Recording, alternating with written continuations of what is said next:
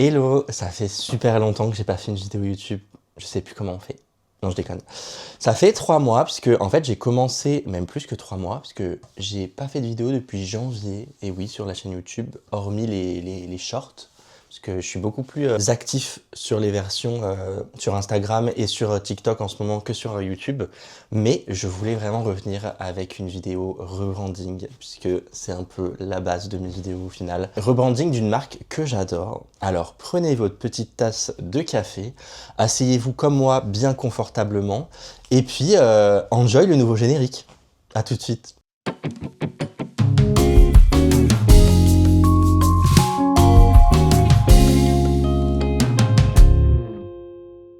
Alors comme d'habitude, on va commencer par la lecture de la marque et je vais vous expliquer qu'est-ce que c'est que Fabric pour ceux qui ne connaissent pas. Fabric s'est fondé par Clarisse Merlet en 2018.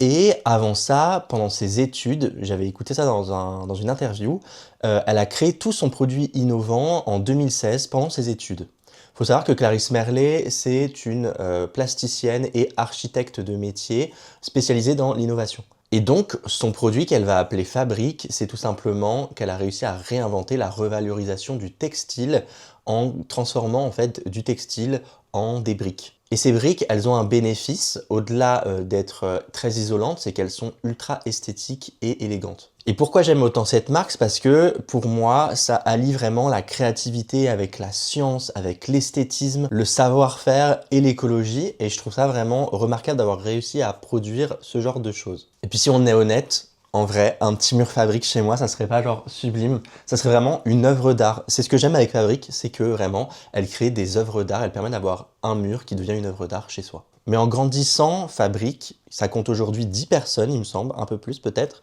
Et ce qui est intéressant, c'est qu'ils se sont développés. Ils ont commencé à créer une gamme d'objets d'intérieur. Ils designent des objets, ils les créent grâce à leur matière qui réinvente le textile. Ça, je trouve ça aussi génial parce que les résultats sont chambés. Et donc concrètement, qu'est-ce que vend Fabric? En fait, ils ont 3 axes. Ils ont un premier axe de vente de briques à 300 € le mètre carré. C'est un peu cher, mais en réalité, je pense que leur cible, c'est les gens qui n'ont pas peur de mettre de l'argent dans leur intérieur pour quelque chose de design et qui ont une pensée éthique. Mais c'est pas le cadet de leur souci, le côté écologique. Ils ont, je pense, un premier pas pour l'esthétisme et le design avant l'éthique. Mais ils sont quand même contents de mettre de l'argent là-dedans. Ensuite, ils ont une deuxième offre qui est tout simplement l'architecture d'intérieur, puisque on le rappelle, Clarisse Merlet, elle est architecte de métier. Et enfin, troisième produit, c'est tout simplement leurs objets, comme je vous le disais. J'ai été chercher les petits prix pour vous montrer à quel point c'est haut de gamme. Donc il y a des prix qui diffèrent selon le coloris. Par exemple, j'ai trouvé le fauteuil T20, il était à 6 053 €, mais dans une autre couleur, il était à 4 758 €. La table T60, elle est au prix de 13 662 €. Je l'ai vue en mauve. Mais je pense qu'il y a des prix qui varient. Et j'ai vu une chaise, j'ai pas trouvé le prix, mais celle-ci, je l'adore. C'est, je pense, leur dernier produit qui s'appelle la Fab Silla. La chaise, je la trouve sublime. Les designers de chez Fabric, ils ont taffé de folie. Vraiment, je vous dis, j'adore cette marque. Et ce qu'on peut noter, ce qui est intéressant aussi dans leurs objets, c'est qu'ils ont commencé à avoir une réflexion sur la nomenclature de leur projet, T60, T20. Je ne sais pas comment ça va grandir, mais c'est assez intéressant de se dire, selon les gammes, ils ont des noms qui peuvent être intéressants, qui sont un peu codifiés et qui fassent aussi scientifique. On va en parler un peu plus tard. Pour ce qui est de la structure de marque, je la trouve intéressante et je pense qu'il y a beaucoup d'opportunités à jouer au vu des 3 produits qu'ils proposent. En fait, ils ont un site qui est un espèce de hub que je trouve ultra intéressant, mais qui est un peu vide, dans le sens où il y a 3 onglets quand on arrive, avec une image à droite, et on a du coup un onglet qui va nous permettre de rentrer vers d'autres parties du site. Par exemple, on a la partie galerie pour les objets, on a la partie architecture, comme je vous le disais, et la partie briques. Mais en réalité, quand on arrive sur le hub, on ne sait pas trop à quoi s'attendre. C'est-à-dire qu'avant que tu cliques sur brique, tu ne sais pas vers où tu vas tomber. Avant que tu cliques sur galerie, tu ne sais pas vers quoi tomber exactement, même si l'image change, il me semble. En soi, tu ne sais pas trop où tu es. Et ça, il y a un petit truc à aller chercher, je pense, en termes d'identité et de structure et d'hiérarchie d'information dans la marque que je trouve intéressante en termes de marque mère, marque fille, comment se positionne Fabric et après les produits qui sont un peu des marques filles en réalité. Aujourd'hui, l'identité Fabric, c'est quoi? En réalité, c'est assez minime, mais je trouve ça assez efficace. C'est-à-dire que Moi, personnellement, un business comme ça me plaît d'avoir une identité de ce genre. Le projet, c'est bien sûr un rebranding, c'est un rebranding de pur kiff, parce qu'en réalité, l'identité, elle n'est pas horrible. Maintenant, je pense qu'ils peuvent aller plus loin, et c'est en ça que j'aimerais un peu les challenger et surtout m'amuser sur leur marque, parce que je trouve que leur marque, elle est trop amusante et trop sympa. Donc, leur identité actuelle, elle est composée de pas grand-chose en réalité. C'est-à-dire que il y a leur logotype qui est dans la forme d'une brique en perspective. Le fab et brique viennent composer les perspectives de la brique en typo sans sérif condensed, avec du coup en finalité le rectangle qui représente la brique et le global qui forme une brique. Je trouve ça intéressant comme réflexion, c'est un peu premier degré, si je puis dire. Maintenant, l'univers est très blanc. Il y a une seule couleur, il me semble, qui est un peu un taupe, qui est assez intéressant parce qu'il est assez organique. Sur le global, ça fait assez scientifique. Je trouve ça chouette. Les photos sont chambées. Vraiment, leur Instagram est sublime. Petite remarque, peut-être, moi, personnellement, j'aurais aimé que la balance de couleurs dans les blancs, elle soit vraiment unifiée sur toutes les photos, pour avoir en réalité un rendu qui fasse scientifique, mais pas trop, et qui puisse jouer aussi avec la couleur des matériaux, des textures, puisque pour moi, c'est ça qui fait la force de Fabrique, c'est la texture de leurs briques. Et donc forcément, quand on réfléchit la marque, j'aime bien poser des valeurs. Et j'ai identifié 3 valeurs, à savoir l'idée d'innovation, l'idée d'esthétisme et l'idée de circularité, qui correspond au final en tout et pour tout au produit. Et maintenant, comme d'habitude, on va passer à l'étape préférée, celle de la création. J'ai déjà tout créé, pour être très transparent, mais ce qui va être intéressant, c'est que je vais pouvoir vous expliquer vraiment tout mon parcours créatif sur comment je réfléchis une identité de marque et comment j'ai réfléchi celle-ci en tout cas.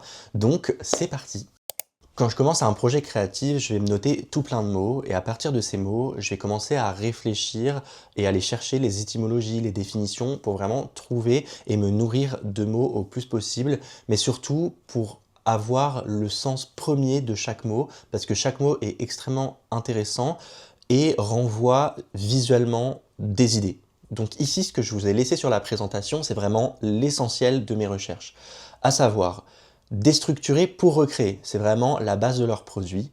Transformer autrement, renaître, renaissance du textile, revaloriser le textile. Après, ça me faisait penser à quelque chose. Dans l'idée, un vêtement, c'est là pour nous habiller. Et l'air de rien, les briques, ça habille notre intérieur. Donc j'ai écrit ce petit truc qui est habiller votre intérieur pour de vrai, parce que je trouve ça un peu rigolo. Et ça, on viendra l'utiliser plus tard dans la créa, vous verrez. Ensuite, il y avait toute cette réflexion d'artisanat, l'idée de pression, de compression, de compacter, compresser la fibre.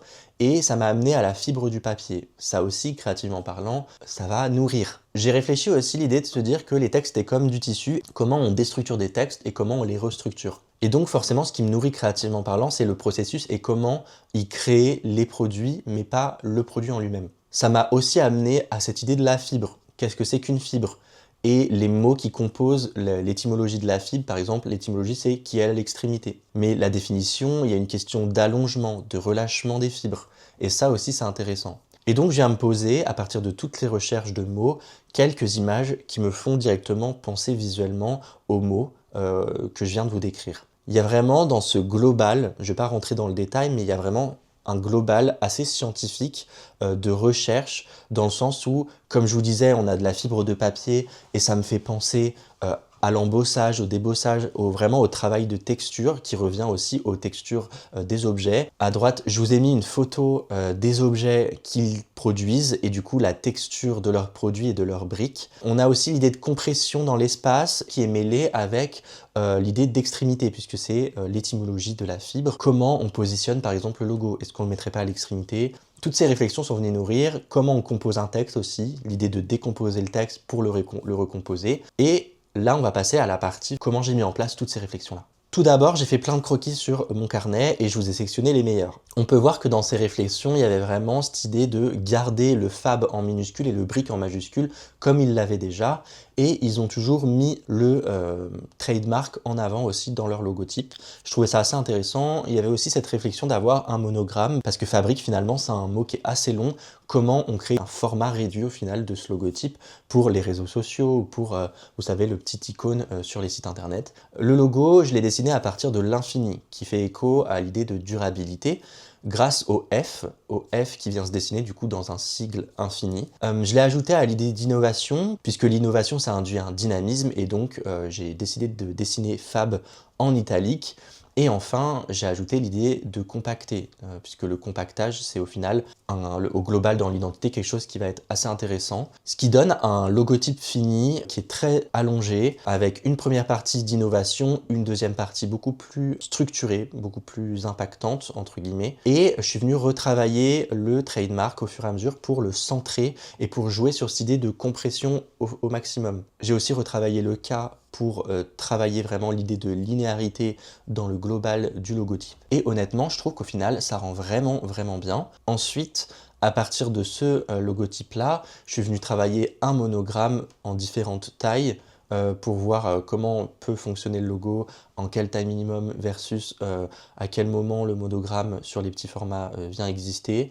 Et puis je suis venu inclure une nouvelle couleur, une couleur qui part de leur taupe existant, mais qui s'adapte à quelque chose d'un peu plus terreux, quelque chose qui fait vraiment écho aussi au béton, à la boue, à la brique. C'est un peu ma réflexion qui fasse entre le textile, l'organique et aussi le béton. La rencontre entre l'organique et le scientifique, c'est un peu ça la réflexion derrière cette couleur-là. Ensuite, on a parlé de cette idée de comment on découpe le texte. Comment le texte devient illisible versus lisible. Et donc, je me suis dit, peut-être qu'il serait intéressant de créer une grille un peu spéciale, la grille Fabrique, grille de mise en page, du coup, qui serait découpée via le chiffre d'or. C'est-à-dire que lorsqu'on viendra mettre en page des informations, le titre sera découpé en plusieurs parties. La lisibilité se construit au fur et à mesure du texte. Pour les typographies, je suis venu chercher une Archivo qui est une sans sérif en full cap pour les sous-titres et pour les call to action. Et enfin, pour tout ce qui est texte de labeur chapeau, je suis venu chercher une série qui s'appelle la Andada Pro, que je trouve être une série assez accessible et qui va être chouette à utiliser dans les textes de labeur un peu longs, puisque ça va faciliter la lisibilité de l'œil. Maintenant, on va s'amuser à déployer l'identité et tout ce que j'ai mis en place, toutes les petites règles mises en place. Par exemple, si on a un format qui met en avant, par exemple, au hasard, la chaise Fabsilla que j'adore, comment ça va fonctionner? On va avoir à gauche une image où on voit le produit de loin, et plus on va avancer et plus on va pouvoir lire le texte, entre guillemets, si on suit cette idée de lisibilité et de compactage de la grille vers la droite, au plus on va s'approcher de la texture. C'est un peu dans cette idée-là que j'aimerais travailler la marque, visuellement parlant, et donc ça nous laisse un espace pour mettre en entrée tout en haut le logotype compacté dans l'extrémité Fabrique, et puis les informations simplement mises en page. Ensuite, si on est sur de la communication et qu'on a un visuel en plein page, comment ça fonctionne? Et bah, comme ceci. L'idée, c'est d'avoir une accroche qui est vraiment subtile et de mettre en avant au maximum la texture du produit, parce que comme je le disais, c'est ça qui fait la force du produit Fabrique. Et je trouve honnêtement que le résultat, il est chouette. Je sais pas ce que vous en pensez. Pour ce qui est du packaging, je suis venu le retravailler. Ça, c'est déjà leur photo existante que je suis revenu retravailler. Le packaging, je le passe en couleur grise, du moins blanc. L'idée, c'est d'avoir un packaging écologique recyclé, donc un carton un peu recyclé qui viendra jouer avec ce côté éthique de la marque. Et puis, comme je vous le disais, venir jouer avec la texture et la fibre du papier, la fibre du carton, en débossage, mettre en entrée le logotype à l'extrémité. Et puis là, vraiment, on vient s'amuser sur le déploiement. Vraiment, je me suis juste amusé, j'ai changé juste certains formats de leur petit prospectus, etc. Mais la structure reste la même. J'ai juste remplacé leurs informations par ma façon de mettre en page et toutes les réflexions visuelles que j'ai mis en place. Je sais pas ce que vous en pensez, encore une fois, mais je trouve que c'est vraiment chouette. Enfin, j'ai réussi à avoir un produit qui reste visuellement scientifique, mais en même temps artisanal et qui met en avant une idée, celle de la compression et surtout l'idée de leur produit. Donc je suis trop content. Et là, il y avait vraiment cette réflexion du site web. J'ai vraiment fait que la homepage principale, à savoir cette idée de quand on arrive sur le site, tout est compressé. Et donc, on vient le décompresser pour pouvoir lire les informations avant de rentrer dans chaque partie. Donc, par exemple, la partie lab, j'ai renommé lab, en fait, c'est la partie brique, que je trouve intéressante parce que pour moi, c'est vraiment leur produit principal. Et donc, c'est leur laboratoire de réflexion premier, d'où le nom lab.